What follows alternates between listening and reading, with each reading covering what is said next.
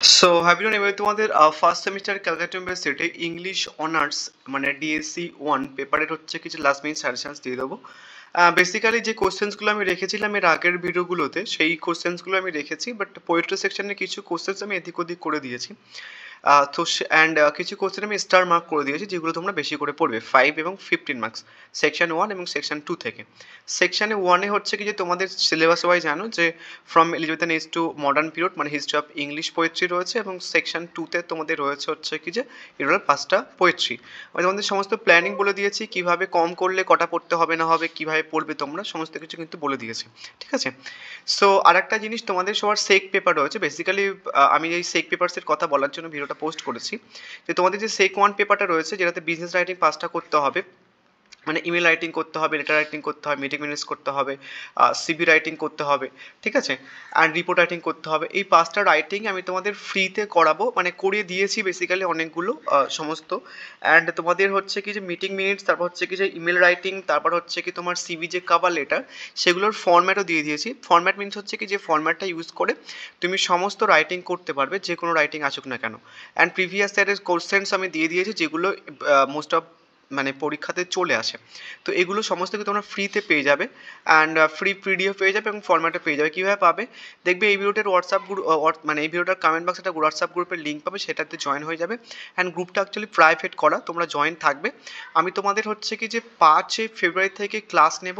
প্রত্যেক কটা ক্লাসে এক একটা রাইটিং আমি ধরবো এবং কমপ্লিট করে দেবো, সাজেশনস প্লাস প্রিভিয়াস ইয়ারের কোশ্চেন সলিউশনস প্লাস ফরম্যাট সমস্ত কিছু দিয়ে দেবো। 5 তারিখ থেকে ক্লাস হবে, বা আমি তোমাদের বাদ বাকি ডেটগুলো বলে দেবো, বাট ফার্স্ট ক্লাস 5 তারিখ থেকে হচ্ছে। এর আগে কিন্তু অনেকগুলো ক্লাস আমি করিয়েছি, এবং তোমাদের গ্রুপের মধ্যে কিন্তু কিছু কিছু রেকর্ডিংও দেওয়া রয়েছে যেগুলো ফরম্যাটগুলো বোঝানো আছে, যারা ফ্রিতে সেক পেপারসটা নিতে চাও। অ্যান্ড আর একটা জিনিস বলে দিই যে এর আগের বার 2024-এ আমি তোমাদের মানে টোটাল সেক 1 পেপারটা মানে বিজনেস পেপারটা ফ্রিতে করাই। তো এর আগের বারে হচ্ছে কি যে সেক 1 পেপারসে প্রায় 6জন মতো স্টুডেন্ট আমার কাছে পড়েছিল, সবাই পাস করেছে, তোমরা পাস করে যাবে। সো তোমরা হোয়াটসঅ্যাপ গ্রুপে জয়েন থাকতে পারো। এবার চলো কোশ্চেন্সগুলো দেখে নিই। সবাই কোশ্চেন প্যাটার্ন সমস্ত কিছু জানো, আমি তাও একটুখানি আর বলছি না। এটা কিন্তু তোমাদের পেলি চেক করবে, এই সমস্ত ব্যাপারটা কিন্তু তোমাদের বলে দিয়েছি। এটা প্রিভিয়াস এর কোশ্চেন্স, এর আগের বারে এটা প্রিভিয়াস এর কোশ্চেন্স 5 মার্কসের গুলো। এগুলো হচ্ছে কি যে মাইনরদের প্রশ্ন, ঠিক আছে, অ্যান্ড এগুলো হচ্ছে কি যে এমডিসিদের প্রশ্ন। তোমাদের যে সিলেবাস আছে সেই সিলেবাসে কিন্তু 3টে পরীক্ষা হবে, মেজর, মাইনর এবং এমডিসি। তো প্রত্যেকটা প্রিভিয়াস ইয়ার আমি এখানটায় দিয়ে দিয়েছিলাম। অ্যান্ড হচ্ছে কি যে কেমন ধরনের প্রশ্ন আসতে পারে প্রিভিয়াস ইয়ার থেকে সমস্ত কিছু কিন্তু আগের ভিডিওগুলো ডিসকাস করা আছে, প্লেলিস্ট চেক করবে সমস্ত ভিডিও পেয়ে যাবে। এবার চলো, প্রথমে যে প্রশ্নটা, যেটা আমি একদম পুরো সেই তোমাদের পরীক্ষা ফর্ম ফিল আপের সময় পর থেকে কিন্তু প্রশ্নটা রাখছি, সেটা হচ্ছে কি যে প্রশ্নটা কি, evaluate the significance of any two major Victorian poets। এবার যে কোনো দুজন ভিক্টোরিয়ান পোয়েটসদেরকে নিয়ে লিখতে বলা হয়েছে, ঠিক আছে। সো তুমি যখন লেখার সময় বা আমাদের নোটসের মধ্যে দেখবে অ্যালফ্রেড লর্ড টেনিসন, রবার্ট ব্রাউনিংকে নিয়ে লেখা। তুমি যদি আর একজনকে নিয়ে লেখো, ম্যাথিউ আর্নল্ডকে নিয়ে লেখো, তাহলে কিন্তু তোমাদের খুব একটা কমপ্লিট অ্যান্সার্স হয়ে যাবে। তার কারণ এই যে দুজনকে নিয়ে লিখছো তাদের যে ইম্পর্টেন্ট রাইটিংসগুলো মানে ইউলিসিস, ইন মেমোরিয়াম, এগুলো কিন্তু 5 মার্কসের জন্য ইম্পর্টেন্ট। তো তুমি যদি Alfred Lord Tennyson, Robert Browning এবং ম্যাথিউ আর্নল্ডকে নিয়ে লেখো, তাহলে তোমাকে কিন্তু 5 মার্কসের অনেকগুলো প্রশ্ন আর করতে হবে না, যেটা আমি অনেকবার বলেছি তোমাদের। Next, to discuss the pre Raphaelite movement বা pre Raphaelite brotherhood in the poetry with particular reference to the works of any two poets. তো যে কোনো দুজন পোয়েটের পয়েন্ট অফ ভিউ থেকে লিখতে বলা হয়েছে, প্রি র্যাফায়েলাইট ব্রাদারহুড বা মুভমেন্টকে ডিসকাস করতে বলা হয়েছে। তো তুমি ক্রিস্টিনা, দান্তে এবং হচ্ছে কিছু উইলিয়াম মরিস, এই তিনজনকে নিয়ে লিখবে। তার কারণ এদের যে ফেমাস রাইটিংসগুলো, গবলিন মার্কেট বা দান্তের যে দ্য হাউস অফ লাইফ এবং দ্য আর্লি প্যারাডাইস উইলিয়াম মরিসের, এগুলো কিন্তু 5 মার্কের জন্য ইম্পর্টেন্ট। সো দুটো গেল। অ্যান্ড 3 নম্বর ইম্পর্টেন্ট প্রশ্ন তাকে স্টার মার্ক করা হয়েছে, the romantic revival in the poetry with is often characterised as return to nature, do you agree with his perspectives, justify your response. এবার আমি তোমাদের একটা ডিটেলেও বলে দিয়েছিলাম। তো রোম্যান্টিক টপিক থেকে মানে রোম্যান্টিক পিরিয়ড থেকে একটা প্রশ্ন এবার পরীক্ষাতে আসবে, বাট প্রশ্নটা 3ভাবে অ্যাকচুয়ালি তোমাদের আছে। একটা হচ্ছে কি রোম্যান্টিক রিভাইভাল, মানে এটা রোম্যান্টিক রিভাইভাল। একটা হচ্ছে কি যে প্রি রোম্যান্টিক দুটো একটা হচ্ছে কি তোমার রোম্যান্টিক রিভাইভাল, ঠিক আছে, আর একটা হচ্ছে কি তোমার প্রি রোম্যান্টিক, এই একটা টপিক, আর একটা হচ্ছে কি যে রোম্যান্টিক প্রিকর্সার্স। সো 3টে ধরনের প্রশ্ন অ্যাকচুয়ালি তোমাদের রোম্যান্টিক এজ থেকে হচ্ছে কি যে আসার চান্স আছে। আমি কিন্তু 3টেই কম্বাইন করে দিয়েছি। যারা নোটস আমার থেকে কিনেছিল তোমাদের দেখবে যে আমি মাস্টার নোটের পিডিএফ দিয়ে দিয়েছি, এবং প্রত্যেক কটা কোশ্চেন্সের অ্যান্সার্সের বাংলা ট্রান্সলেশনে কিন্তু দিয়ে দিয়েছি। তোমাদের প্রত্যেক খুব একটা অসুবিধা হবে না। যারা নোটস নেবে তোমরা এখনও মানে হোয়াটসঅ্যাপ করে নিতে পারো। নেক্সট একটা প্রশ্ন রেখেছিলাম, ওই তিনটে বিশাল ইম্পর্টেন্ট প্রশ্ন। আর আমি কিছু দুটো প্রশ্ন রেখেছি, সেটা হচ্ছে কি রোম্যান্টিক অ্যান্ড মডার্ন পোয়েটসদেরকে নিয়ে। এবং তুমি যখন রোম্যান্টিক এবং মডার্ন পোয়েটসদেরকে নিয়ে লিখবে, তখন তুমি টি.এস. ইলিয়ট এবং ডব্লিউ.বি.ইয়েটস এবং ল্যাংস্টনকে নিয়ে তুমি হচ্ছে কি লিখবে, যেটা নোটস যেটা বানিয়েছো। তার কারণ টি.এস. ইলিয়টের একটা 5 মার্কসের প্রশ্ন, the Wasteland, the love song of J Alfred Prufrock, এবং হচ্ছে কি ডব্লিউ.বি.ইয়েটস দ্য সেকেন্ড কামিং, ল্যাংস্টনের হচ্ছে কি যা Negro speaks of river, Sylvia প্ল্যাথের হচ্ছে তোমরা ড্যাডি পড়বে সেকেন্ড সেমিস্টারে, দ্য অ্যাপ্লিকেন্ট। দেন এগুলো কিন্তু 5 মার্কসের জন্য ইম্পর্টেন্ট। নেক্সট আর একটা প্রশ্ন রেখেছিলাম, write the contributions of two major metaphysical poets. So এখানটায় হচ্ছে কি যে তুমি অ্যান্ড্রু মার্ভেল এবং হচ্ছে কি জন ডানকে নিয়ে লিখো, মানে যখন দুজন পোয়েটসকে নিয়ে ডিসক্রাইব করতে বলা হয়েছে, তো অ্যান্ড্রু মার্ভেল এবং জন ডানকে নিয়ে লিখবে।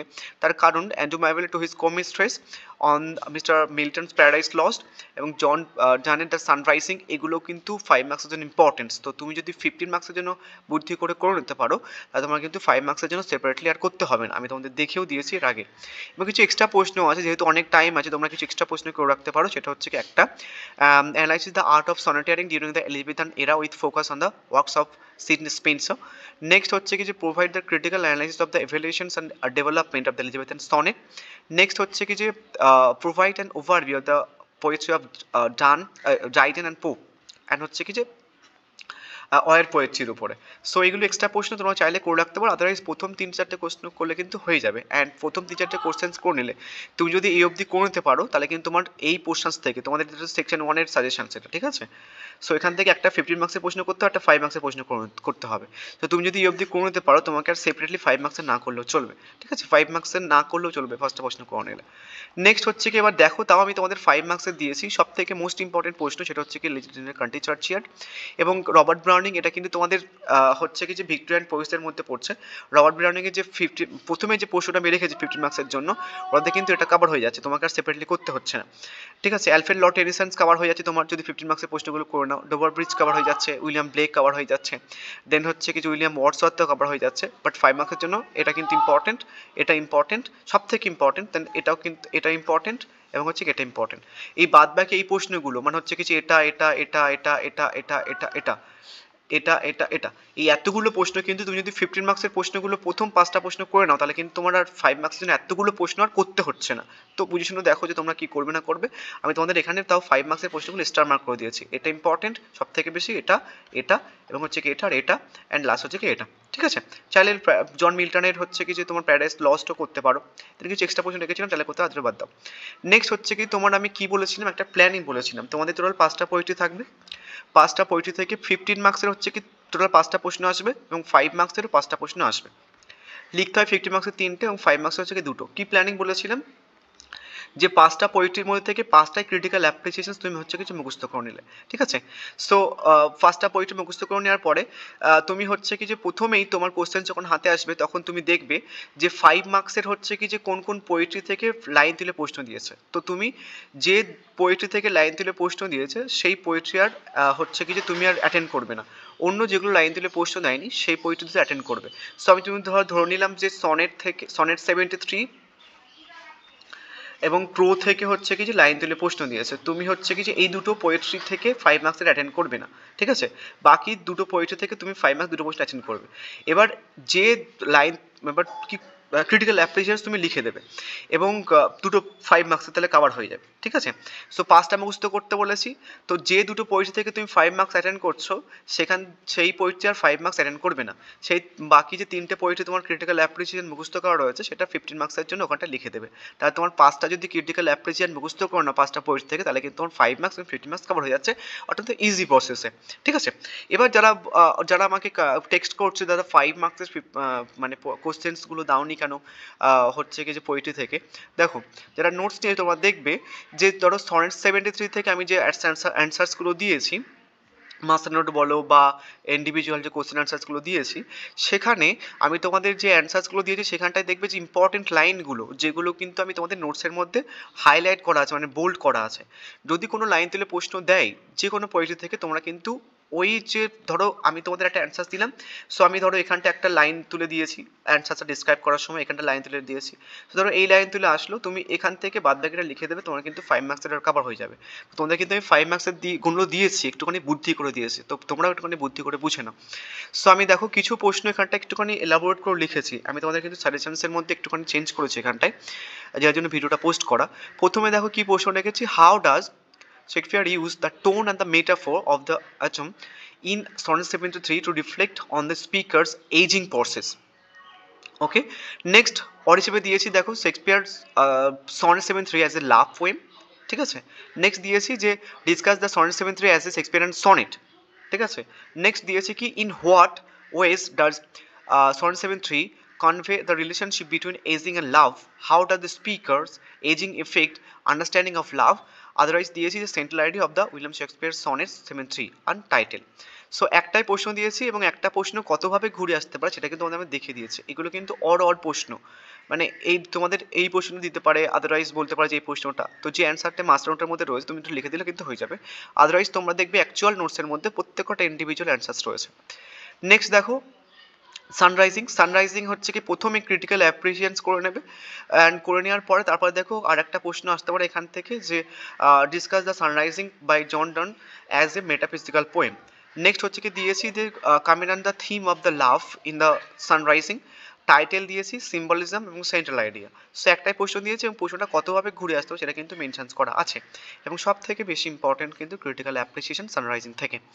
নেক্সট হচ্ছে কি টু অটম থেকেও দেখো প্রথম একটা প্রশ্ন রেখেছি, সেটা হচ্ছে কি যে John Keats To Autumn as an ode, বা বলতে পারে যে write a note on the craftsmanship in the To autumn, বা বলতে পারে যে how does Keats personify autumn in the poem and what effect does this have on overall tone, বা বলতে পারে describe various activities of autumn in the Keats poem, বা বলতে পারে যে critically examine John Keats To Autumn as a romantic poem, ঠিক আছে। বা বলতে পারে যে how does Keats combine the nature animal and human worlds in the poem to autumn, বা বলতে পারে যে describe briefly Keats treatment of nature with reference to autumn, বলতে পারে থিম বা টাইটেল বা সিম্বলিজম।